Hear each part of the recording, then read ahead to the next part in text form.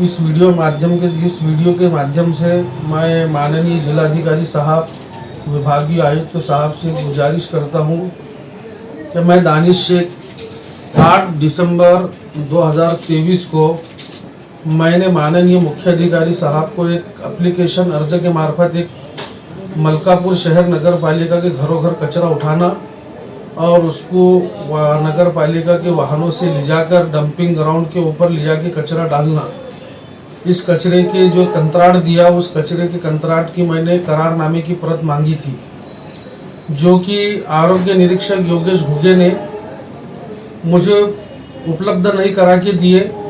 इसके लिए मैं माननीय मुख्य अधिकारी साहब से 2 बार पर्सनली मिला, 2 बार फ़ोन पे बात की। कल मैंने जब उनको फ़ोन लगाया तो वो बोले मैंने योगेश घुगे आरोग्य निरीक्षक को फ़ोन बोला, लेकिन वो नहीं दे रहा है, तो आप आरटीआई में मांग लो।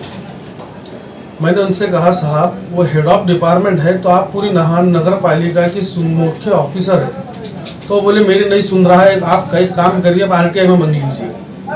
फिर आज मैं 6:30 बजे से माननीय मुख्य अधिकारी साहब मलकापुर की कैबिन के बाहर बैठा था।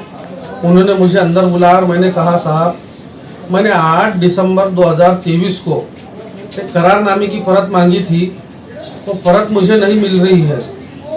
आपने भी 2-3 बार बोल दिए। तो बोले वो हेड ऑफ डिपार्टमेंट है, वो उसका अधिकार है देना नहीं देना, अगर आपको होना तो आप माहिती का अधिकार डालिए। मैंने उनसे कहा साहब हर विभाग के अंदर, हर सरकारी कार्यालय के अंदर अगर आप एक अर्ज करते हैं मुख्य अधिकारी के नाम से या कोई भी अधिकारी के मेन ऑफिसर के नाम से, तो उनका ये नियम के हिसाब से काम बनता है कि 8 दिन के अंदर उन्होंने उस चीज़ के ऊपर हल निकालना चाहिए। मैंने मेरे अर्ज में ये कहा कि आप सर्टिफाइड नक्कल मेरे को करारनामे की दीजिए, साक्षांकित परत, उसकी जो भी फीस होंगी मैं भरने के लिए तैयार हूँ। लेकिन मुख्य अधिकारी साहब का भी ये कहना है क्या वो हेड ऑफ डिपार्टमेंट है, वो नहीं दे रहे, तो आप माहिती अधिकार डालिए। मैंने कहा साहब वो हेड ऑफ डिपार्टमेंट है तो आप पूरी नगर पालिका के मेन साहब है, मुख्य है, तो उनका ये कहना है कि आप माहिती अधिकार में डालिए, वैसे आपको मिल नहीं सकती। तो मेरी शासन प्रशासन से ये मांग है कि हमारे जैसे लोगों को अगर ये चीज़ें यहाँ पर उपलब्ध नहीं हो रही है तो आम जनता को कितनी परेशानी होती होंगी। इसके बाद की जो भी बातें हैं मेरी और मुख्य अधिकारी साहब की, वो एक वीडियो के माध्यम से हमने रिकॉर्ड की है कि किस तरह से अंधाधुंध कारभार नगर पालिका में चल रहा है। वो इंशाल्लाह आपको इस वीडियो के अंदर आगे मैं दिखाऊंगा। और मेरी शासन से, प्रशासन से, माननीय विभागीय आयुक्त मैडम से, माननीय जिलाधिकारी साहब से, नगर विकास विभाग से और नगर विकास मंत्रालय से गुजारिश है कि जिस तरह से अधिकारी अपने मनमाजी और अपने घर की जागीर समझने वाले अधिकारियों पर, भ्रष्टाचारी अधिकारियों पर तत्काल रूप से चौकसी की जाए। मेरी बार स्मरण पत्र के साथ मैंने तकरारें दिया है और इनके खिलाफ अगर इन्होंने कुछ भ्रष्टाचार किया होगा, अनियमितता की होंगी, तो इनके खिलाफ पुलिस के अंदर एफआईआर दर्ज की जाए। नहीं तो मैं 25 तारीख से इन तमाम मुद्दों को लेकर माननीय विभागीय आयुक्त साहब के कार्यालय के सामने आमरण उपोषण को बैठूंगा।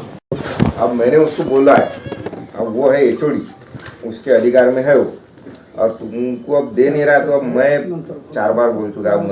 अब ये तो कोई उत्तर ही नहीं हुआ।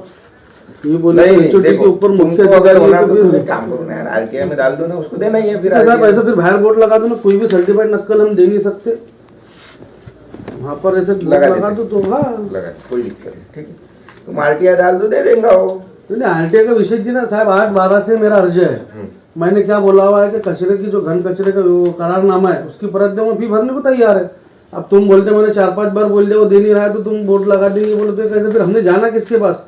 वो हेड ऑफ डिपार्टमेंट है, मुख्य अधिकारी के मेन है ना। होती थी इसलिए इसको आरटीआई निकला ना, आरटीआई निकला क्यों निकला? वो बात सब तुम्हारी सही, तो फिर ऐसा मैंने उसको बोला है, फिर से मैं एक बार रिमाइंड तुम बोल रहे करो, तुम नोटिस क्यों नहीं दे रहे? मेरे को भी समझ में नहीं आता। तुम नोटिस दो ना, जब तुम बोल रहे कि मैंने 4-5 बार बोला और मेरे बात नहीं सुन रहे तो साहब ये कोई बात है? जब तुम देखता मैं करता कार्रवाई उसके, ठीक है।